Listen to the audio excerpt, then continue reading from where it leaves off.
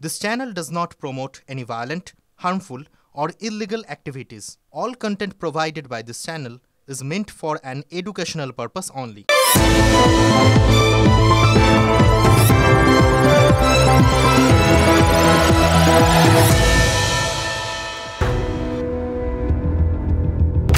ইংরেজিতে বলে স্পাইন, বাংলায় শিরদাঁড়া বা মেরুদণ্ড। মেরুদণ্ড আছে বলেই মানুষ মেরুদণ্ডী প্রাণী, কিন্তু চিকিৎসকরা অভিযোগ করছেন অনেকজনের স্পাইনলেস হয়ে গেছে, তাদের স্পাইন দিতে যাচ্ছে আজকে। এইটাই আমাদের আমরা সিম্বলিক করতে চাই। একটা প্রতীক, আমরা আজ একদমই একটা শান্তিপূর্ণ মিছিল, এর মধ্যে কোনো অশান্তির কোনো লেশ মাত্র নেই। ये हम लोग ये शो कर रहे हैं कि कोलकाता पुलिस की कोई स्पाइन नहीं है, ना ही वो हमें प्रोटेक्शन दे पाते हैं, ना ही वो हमारे जस्टिस दिलवा पाते हैं। সোমবারই কলকাতার পুলিশ কমিশনারের হাতে শিরদাঁড়া তুলে দিতে চেয়েছিলেন জুনিয়র ডাক্তাররা, কিন্তু পুলিশ ব্যারিকেড বসিয়ে রাস্তা আটকে দেয়। অতঃপর রাতভর অবস্থান, শিরদাঁড়ার ঠাঁই হয় ব্যারিকেডে।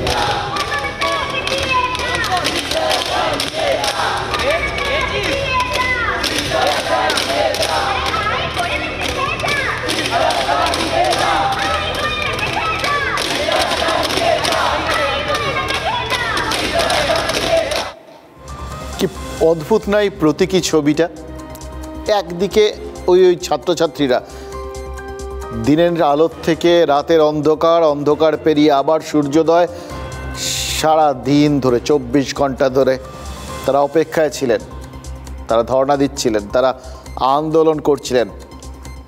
আর ওপাশে কার ওপাশে? ওই লোহার ব্যারিকেডের ওপাশে বসেছিলেন তারা, যাদের জন্য ওই স্লোগানগুলো ছিল। এবার দেখুন, দুপক্ষ দুপাশে রয়েছেন, দুপক্ষই নিজের দায়িত্ব পালন করছিলেন। এক দলের দায়িত্ব ছিল প্রতিবাদ করার, তারা প্রতিবাদ করছিলেন, আপোষহীন প্রতিবাদ। আরেক দল, তাদের দায়িত্ব ছিল, এটাই তাদের কর্তব্য, তাদের ফোর্ট রক্ষা করা। তারা সুশৃঙ্খল বাহিনী, তারা তাদের কাজ করছিলেন, প্রহরা দিচ্ছিলেন, আটকাচ্ছিলেন। এবার দুটোর মাঝখানে, মানে এই কুলে আমি আর ওই কুলে তুমির মতো মাঝখানটায়, সেখানে ওই লোহার ব্যারিকেড, আর ব্যারিকেডের ওপরে শিরদাঁড়া আর একটা গোলাপ ফুল। কি অদ্ভুত প্রতীকী ছবিটা, জানেন তো। দেখছিলাম, দেখতে দেখতে আমি ফিরে যাচ্ছিলাম বেশ কয়েকটা বছর আগে, রাশিয়ায়, সেন্ট পিটার্সবুর্গ, আগে নাম ছিল লেনিনগ্রাদ। তো লেনিনগ্রাদে একদিন ঘুরতে ঘুরতে হঠাৎ দেখলাম একটা বাড়ির সামনে একটা পিলার মতো, নর্মাল পিলার, ওখানকার যেদিকে তাকাবেন সেদিকেই বাড়িগুলোর মধ্যে একটা ইতিহাস উকি মেরে যায়। তো সেইখানে দেখলাম যে সাধারণ পিলার, কিন্তু একটা গায়ে একটা কাঁটা তারের একটা টুকরো লাগানো, আর তার ওপর একটা গোলাপ ফুল। দেখো অদ্ভুত একটা মনে হলো, মানে রিপোর্টার সত্তাটা জেগে উঠতে বিদেশে গেলে গুগল বাবা ভীষণ কাজ করে, গুগল ম্যাপস, গুগল ট্রান্সলেটার। তাড়াতাড়ি ট্রান্সলেটার অন করে দেখলাম ওপরে রাশিয়ান ভাষায় যেটা লেখা আছে সেটা আসলে ইতিহাসের একটা বিরাট বড় বিজ্ঞপ্তি। ওই যে পিলারটা এবং তার গায়ে যে কাঁটা তার, সেটা আসলে ওই যখন নাৎসি বাহিনী, হিটলারের নাৎসি বাহিনী বহুদিন, 4 বছরেরও একটু বেশি সময়, 2 বছর 4 মাসেরও একটু বেশি সময় ধরে ওই লেনিনগ্রাদকে অবরুদ্ধ করে রেখেছিল, সেই সময়ের কথা তুলে ধরছে এই পিলারটা। দাঁতে দাঁত চেপে লড়াই করে গেছিলেন লেনিনগ্রাদের মানুষ। 2 বছর 4 মাস, বিরাট সময়, তারা মাথা নত করেননি। প্রায় 15 লক্ষ মানুষ, খাওয়া দাওয়া সব শেষ হয়ে গেছে, প্রবল ঠান্ডা, জ্বালানি নেই, মারা গেছিলেন, কিন্তু মাথা নত করেননি। আজকে সেই দিনটা, সেই সময়টা, সেই প্রতীকী জিনিসটাই আমি দেখতে পেলাম কোথাও গিয়ে, যেন লালবাজারের সামনে ওই লোহার ব্যারিকেডগুলোর ওপর একটা শিরদাঁড়া আর একটা গোলাপ ফুলের মধ্যে।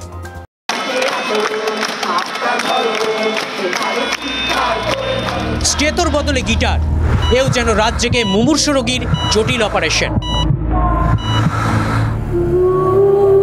যে রোগ সামনে এসেছিল তিলোত্তমার নিথর দেহটা উদ্ধারের পর। রোগ আর রোগীকে সারানোর এক ভিন্ন লড়াই, একদল চিকিৎসকের লড়াই। বরাবর আর্জিকর ঘটে না, আপনারা তথ্য প্রমাণ লোকান না, আপনারা তথ্য প্রমাণ কি প্রত্যেকবার লোকান? ঠিক আছে স্যার, পরীক্ষা নিচ্ছে, আমরা পরীক্ষা দেব। পরীক্ষা জুনিয়র ডাক্তারদের সিলেবাসটা আনকমনই ছিল, কিন্তু কমন ফ্যাক্টর সেটা তো তিলোত্তমার জাস্টিস। সোমবার দুপুরে 9 ফুটের শিকল আর তালাওয়ালা ব্যারিকেড, বিপক্ষে শিরদাঁড়া, প্রতীকী হলেও পরীক্ষা শুরু এর পরেই। গত 35-40 বছর ধরে যত লালবাজার অভিযান হয়েছে বিবি গাঙ্গুলি ফিয়ার্স লেনে কিন্তু আটকানো হয়, ফলে এর তো কোনো অন্য সলিউশন হতে পারে না। আমরা তো নিয়মের বাইরে যেতে পারবো না। আমাদেরকে ওখানে না যেতে হয়, তাহলে ওনাকে এখানে আসতে হবে। পুলিশের ব্যারিকেড সেদিন কোথায় ছিল? 14ই আগস্ট, যেদিন আমরা ভয়ানক পরিস্থিতির পুলিশের তো এই ভূমিকা ছিল না। আমরা চাইছি কলকাতা পুলিশ কমিশনার নিজে আসুন। আমরা সুরক্ষিত নই বলেই আন্দোলনটা করছি, উনি নিশ্চয়ই সুরক্ষিত, তাহলে উনি আসুন, এই পুলিশের মাঝখানেই দাঁড়ান। স্পাইনলেস হয়ে গেছে, তাই স্পাইন দিতে যাচ্ছি আজকে, এইটাই আমাদের আমরা সিম্বলিক করতে চাই। যতক্ষণ না সিপি এখানে আসবে, ডেপুটেশন জমা নেবে, নতুবা যদি উনি ওখান থেকে রেজিগনেশন দেন, ততক্ষণ আমরা এখানে বসবো। মরিয়া লড়াই। সোমবার দুপুর গড়িয়ে বিকেল, বিকেল গড়িয়ে সন্ধে, ফের আলোচনা, ফের বোঝানোর পাল্টা প্রচেষ্টা। পেন্টিং স্ট্রিট অবধি যেতে দিলে কি অসুবিধা? You think law and order situation will arise after that? We are accepting your Sir, এই জায়গায় দাঁড়িয়ে তাহলে sir barricade, why the barricade? সবাই যতল আপনি তো লালবাজার অভিযানে ডাক দিয়েছে, লালবাজার অভিযানের এটাই সিস্টেম আছে। সিস্টেম, সেই সিস্টেমেরই কি খেসারত দিতে হলো তিলোত্তমাকে? অনর জুনিয়র ডাক্তাররা যখন খোলা আকাশের নিচে লড়াইয়ে রসদ দিলেন, তিলোত্তমার বাবা মাও। সিপি যিনি, তার তো সৎসাহস থাকা উচিত ছিল। ও জীবন দিয়ে এই স্বাস্থ্য ব্যবস্থার যে মানে ভেতরে যে ঘুঘুর বাসা, এটা হয়তো দুর্নীতি সব হয়তো বেরিয়ে আসবে। ডাক্তাররা রাস্তায়, তাহলে সমাজ ব্যবস্থা কোথায় চলে গেছে? খবর এলো সন্দীপ ঘোষ গ্রেফতার। রাজনীতির কারবারিরা আসলেন বটে, কিন্তু জায়গা পেলেন না। অবস্থান মঞ্চ তখন আরও একজোট, আরও এক কাট্টা, যা চলল সারা রাত নিদ্রাহীন গানের স্লোগানে।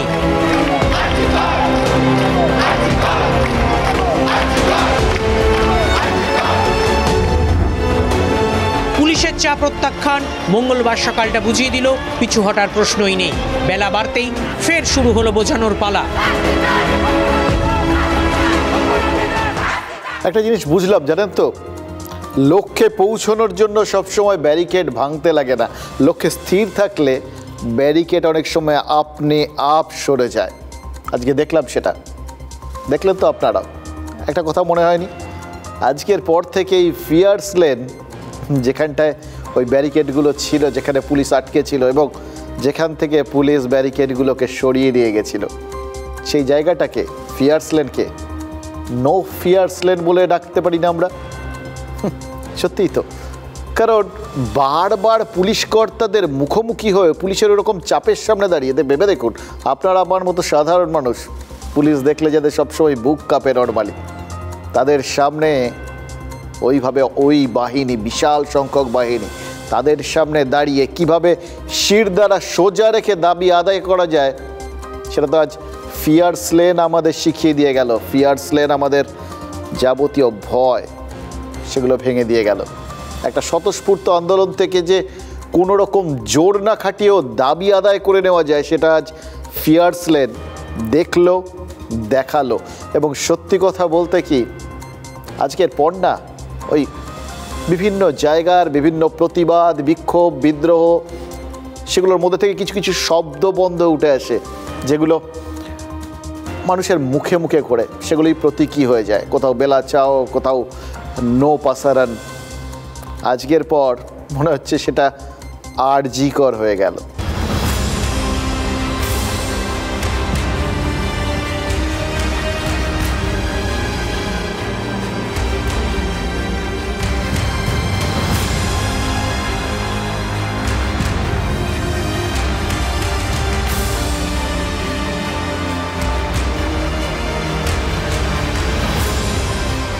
আজ দুপুরে যখন কলকাতা পুলিশ ওই ব্যারিকেডটাকে সরিয়ে নিতে বাধ্য হলো না, তখন 2-3টে জিনিস খুব স্পষ্ট।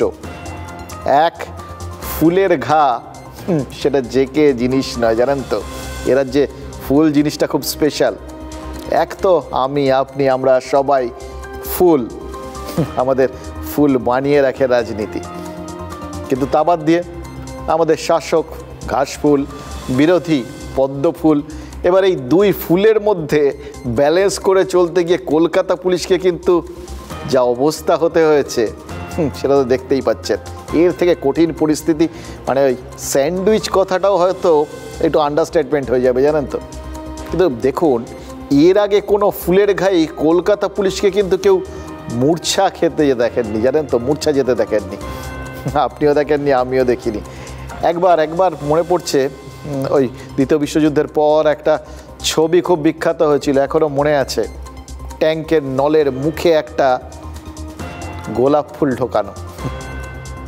আজ এই জুনিয়র ডাক্তারদের গোলাপ ফুল, সেই ফুলের ঘায়ে কিভাবে কাউকে মূর্ছা যাওয়াতে হয় সেটা করে দেখালো। আরও একটা জিনিস, 2 নম্বর জিনিস, কলকাতা পুলিশের ডিসি সেন্ট্রাল গত 1 সপ্তাহ ধরে পুলিশের ইমেজ রক্ষায় একাধিকবার প্রেস কনফারেন্স করেছেন। বিশেষ করে আমরা একটার পর একটা ভিডিও দেখিয়েছি, ছবি দেখিয়েছি, আর উনি প্রেস কনফারেন্স করতে বসেছেন।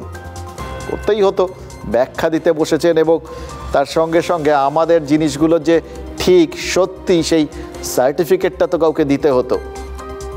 তিনি সেটা করেছেন। দেখুন, যতই পুলিশের বিভিন্ন স্তরের কর্তারা সোশ্যাল মিডিয়ায় প্রচুর সময় নষ্ট করুক, সময় নষ্ট, শব্দ খরচ সব কিছু করেছেন তারা, তার সঙ্গে তো এই প্রেস কনফারেন্সগুলো আছেই। বিভিন্ন রকমভাবে তারা চেষ্টা করেছেন, যার মূল উদ্দেশ্য ছিল তাদের ইমেজটা পুনরুদ্ধার করা। কোথাও গিয়ে তাদের মনে হয়েছিল ইমেজটা হয়তো হারিয়ে গেছে, সেটা উদ্ধার হয়নি, বুঝলাম, জানেন তো। নাহলে হাতে শিরদাঁড়া নিয়ে এইভাবে লালবাজারে দেখা করতে আসতে পারেন আন্দোলনকারীরা, এবং সেটা তাদের দাঁড়িয়ে দাঁড়িয়ে দেখতে হচ্ছে। দেখুন, গত 2 দিন ধরে যে স্লোগান উঠল ওই ডাক্তারবাবুদের মিছিলে, মনে রাখবেন এটা ডাক্তারবাবুদেরই মিছিল।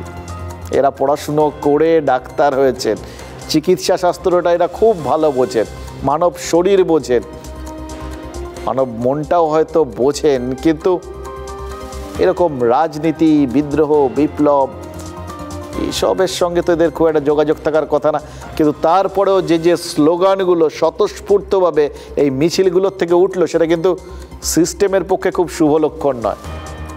আর 3, প্রায় 24 ঘন্টা ব্যারিকেডের আড়ালে নিজেদের রেখেও যেভাবে শেষ পর্যন্ত পিছু হটতে হলো লালবাজারের কর্তাদের, তাতে কি এটাও স্পষ্ট হলো না যে কলকাতা পুলিশ এই মুহূর্তে সব থেকে বেশি যে সমস্যাটায় ভুগছে সেটার নাম সিদ্ধান্তহীনতা।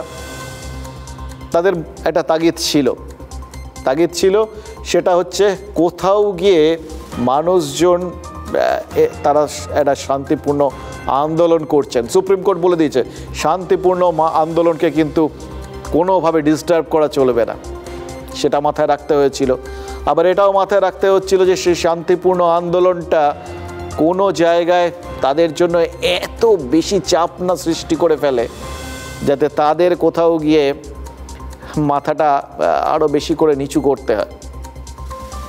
সেটাতে আবার তাদের অন্য লোক কেউ বিভিন্ন রকম কথা বলবেন। তার সঙ্গে তো চারপাশ থেকে মানুষজনের কাছে যা ইমেজ হয়েছে, যা বলেছেন তারা, এগুলো আলটিমেটলি তো তারা মানুষ, ডেফিনেটলি তাদের ভালো লাগছিল না। কার ভাল লাগে? একটা সিস্টেমের অঙ্গ তারা, সেই সিস্টেমটাকে যদি কেউ বারবার দোষারোপ করতে থাকে, তার সাথে তার নিজের ব্যক্তিগত কোনো দোষ না থাকতে পারে, কিন্তু সিস্টেমের অঙ্গ হিসেবে ভেতরে তো একটা অসহিষ্ণুতা তৈরি হয়। সেই অসহিষ্ণু ভাবটাকে কন্ট্রোল করাটা একটা বড় চ্যালেঞ্জ ছিল পুলিশের সামনে। এবার এই এতগুলো বিষয়কে, চাপকে মাথায় রাখতে গিয়ে তাদের সিদ্ধান্তগুলো নেওয়ার ক্ষেত্রে হয়তো বিভিন্ন সিদ্ধান্ত দেখে সবার মনে হতেই পারে সিদ্ধান্তহীনতা কি নেই, সেটাই কি এত সিদ্ধান্ত যদি এত রকম কন্ডিশন থাকে তাহলে তো সিদ্ধান্তহীনতায় ভোগাটাই স্বাভাবিক। দেখুন, রিজওয়ানুর হত্যাকাণ্ডের কথা মনে আছে আপনাদের? তখন বাম সরকার নাড়িয়ে দিয়েছিল। রিজওয়ানুর হত্যাকাণ্ডের 27 দিনের মাথায় তৎকালীন পুলিশ কমিশনার প্রসূন মুখোপাধ্যায় সহ 3 পুলিশ কর্তাকে সরিয়ে দিয়েছিলেন তৎকালীন মুখ্যমন্ত্রী বুদ্ধদেব ভট্টাচার্য। আজ তিলোত্তমার ধর্ষণ আর খুনের 26 দিন, এই 26 দিনের মাথায় ওই জুনিয়র ডাক্তাররা যখন লালবাজারে ঢুকলেন, তাদের প্রধান দাবি কি ছিল? এখনকার কমিশনার বিনীত গোয়েলের পদত্যাগ। ভাবা যায়, পুলিশ কমিশনারের পদত্যাগের দাবি নিয়ে তার সাথেই বৈঠক করতে যাচ্ছেন ওই জুনিয়র ডাক্তাররা, তাকেই স্মারকলিপি দিচ্ছেন কি না তার পদত্যাগ চাই। ভাবা যায়, শিরদাঁড়া সোজা করে হাতে শিরদাঁড়া নিয়ে এই জুনিয়র ডাক্তাররা ভেতরে ঢুকছেন, আন্দোলনকারীরা ভেতরে ঢুকছেন। ভাবা যায়, বৈঠকের সময় ওই কমিশনারের সামনে ওই টেবিলের ওপর ওই শিরদাঁড়াটা রাখা ছিল। ওটা দেখেই এটা আমার বলে কেউ কেউ লাফিয়ে উঠেছিলেন কিনা জানি না, কিন্তু একটা জিনিস জানেন তো, ওই জিনিসটার কোনো অভাব নেই আমাদের পুলিশ বাহিনীর। কিন্তু মুশকিল কি জানেন, আপনার আমার অভাবের সংসারে দেখবেন আমরা মনের বহু ইচ্ছেকে মাঝে মধ্যে ভুলে থাকতে বাধ্য হই। পরিস্থিতির চাপে হয়তো পুলিশ বাহিনীকেও কিছু কিছু জিনিসকে ভুলে থাকতে হচ্ছে, সবই সম্ভব। কিন্তু ছবিটা মারাত্মক, জাস্ট ভাবা যায় না। কলকাতা পুলিশের সদর দফতরে কমিশনারের টেবিলের ওপর আন্দোলনকারীরা বৈঠক করছেন, টেবিলের ওপর শিরদাঁড়া রাখা। এটা অন্য মাত্রা পেয়ে গেল গোটা ব্যাপারটা, জানেন তো। ঘন্টা দুয়েক পর ডাক্তারবাবুরা যখন বেরিয়ে এলেন তখন আরও কয়েকটা জিনিস স্পষ্ট হলো। প্রথমত, পুলিশ কমিশনার নাকি জানিয়েছেন যে 14ই আগস্ট রাতে আরজি করে হামলা ঠেকাতে তার বাহিনী ব্যর্থ হয়েছিল। এটা স্বীকার না করলেও যারা যারা আমরা ওই দিন যা দেখিয়েছি, যারা ওখানে ছিলেন তারা প্রত্যেকে জানেন। কিন্তু তাও সেদিন তিনি অত্যন্ত আবেগতাড়িত ছিলেন, খুব উত্তেজিত ছিলেন। কিন্তু আজকে স্বীকার করে নিলেন যে তার বাহিনীর ব্যর্থতা ছিল সেদিন। কিন্তু তারপরেও বাহিনী ব্যর্থ, কিন্তু আগাগোড়া নিজের কাজে নাকি তিনি খুব খুশি, এটাও বলেছেন। দেখুন, আমরা একটা জিনিস জানি, জানেন তো, আমরা যখন টিম চালাতে হয় আমরা একটা জিনিস বুঝি, আর leader is as good as his players are. টিমের প্লেয়াররা যেরকম, ক্যাপ্টেন সেরকম। প্লেয়াররা যত ভালো, ক্যাপ্টেন তত ভালো। প্লেয়াররা যদি খারাপ হন, বুঝতেই পারছেন, টিম ব্যর্থ আর তিনি সফল, এটা না জাস্ট ওই বাংলায় একটাই এর প্রতিশব্দ হয়, জানেন তো, বর্ণনা করার জন্য, হযবরল। তাহলে কি এর বাইরেও একটা ব্যাপার থাকে, মানে সব কটা আবার এরকম হযবরল ভেবে আমরা দুমদাম করে হাসাহাসি করে ফেললাম, এরকম ব্যাপার না। কিন্তু এর বাইরেও একটা জিনিস থাকতে পারে। তাহলে কি কোনো বিশেষ দায়িত্ব ছিল তার, যা তিনি সাফল্যের সঙ্গে পালন করেছেন? সেটা যদি হয়ে থাকে তাহলে কিন্তু তিনি যে নিজেকে সফল বলে দাবি করছেন সেটা তো মেনে নিতেই হবে। এবার দ্বিতীয়ত, যেহেতু তিনি নিজের কাজে নিজে সন্তুষ্ট, তাই তিনি এটা জানিয়ে দিয়েছেন যে তার ইস্তফা দেওয়ার কোনো প্রশ্নই নেই, মানে তিনি নিজের থেকে ইস্তফা দেবেন না। তবে হ্যাঁ, উচ্চতর কর্তৃপক্ষ মানে হায়ার অথরিটি যদি মনে করে তাহলে তারা তাকে সরিয়ে দিতে পারে। তিনি সরে যেতে বললে হাসি মুখে সরে যাবেন। আচ্ছা, এটা বলার দরকার পড়ে? ঊর্ধ্বতন কর্তৃপক্ষের ইচ্ছার বিরুদ্ধে টিকে থাকার ক্ষমতা কারোর আছেন নাকি? কর্তার ইচ্ছেতেই তো যখন কর্ম, তখন কর্তা চাইলে সরতে তো হবেই। চিরকাল তো যুগে যুগে তো এটাই হয়ে এসছে। এটা নতুন আর কথা কি? এটা বললেও হতো, না বললেও হতো। আর আন্দোলনকারীরা তো বলেই দিয়েছেন, তাদের গিফট হিসেবে নিয়ে যাওয়া ওই স্পাইনাল কর্ড নাকি কলকাতা পুলিশ গ্রহণ করেছে। এবার উপহার যখন পছন্দ হয়েছে তখন মনে হচ্ছে হাসপাতালের বাইরে ওই প্রথম অঙ্গ প্রতিস্থাপনটা হয়েই গেল, জানেন তো। এবার অস্ত্রোপচারটা সফল হলো কি না সেটা তো সময় বলবে। বাকিটা ওই যে জুনিয়র ডাক্তাররা বললেন, সিপি নাকি বলেছেন, সবই ওপরওয়ালার ইচ্ছা। আমাদের যে দাবি, সেই দাবি আমরা রেখেছি। সেই দাবি সম্পর্কে আমরা ডিটেলস আলোচনা করেছি। 12 এবং 14 তারিখের ঘটনার যে দায়ভার, সেই দায়ভার তিনি নিয়েছেন। তিনি মনে করেন এটা তাদের পুলিশি ফেলিওর। বাকি যে ঘটনাগুলো সেই ঘটনাগুলি সম্পর্কে তিনি মনে করেন যে তিনি না যথেষ্ট পদক্ষেপ নিয়েছেন। কিন্তু আমরা বলেছিলাম যে স্যার, আপনার এই দায়ভার নিয়ে, নৈতিক দায়ভার নিয়ে আপনার রেজিগনেশন দেওয়া উচিত। তিনি বলেছেন তিনি তার কাজে খুশি। তার ঊর্ধ্বতন কর্তৃপক্ষ যদি মনে করেন যে তার দিক থেকে থেকে কোনো গাফিলতি ছিল তাহলে তিনি হাসি মুখে তার রেজিগনেশন মেনে নেবেন। আমরা যে কাল থেকে অবস্থান করছিলাম একটা ডেপুটেশন দেওয়ার জন্য, তারই পদত্যাগের জন্য তাকে ডেপুটেশন দেওয়া, সেটা তিনি গ্রহণ করেছেন। অবস্থান বিক্ষোভ আমরা যেটা করছিলাম সেটা তুলে দেবো, কিন্তু ধর্ণা মঞ্চে আমরা ফিরে গিয়ে নিজের নিজের কলেজে যে ধর্ণা মঞ্চ চলছিল সেই অনুযায়ী আমরা আন্দোলন চালাবো। আমরা যতবার জিজ্ঞেস করেছি টু দ্য পয়েন্ট অ্যান্সার দিতে, ওনারা ততই গোল গোল করে ঘুরিয়েছেন। তাই আমরা আমাদের ওই স্পাইনটা ওনাদের ওখানে উপহার দিয়ে চলে এসেছি।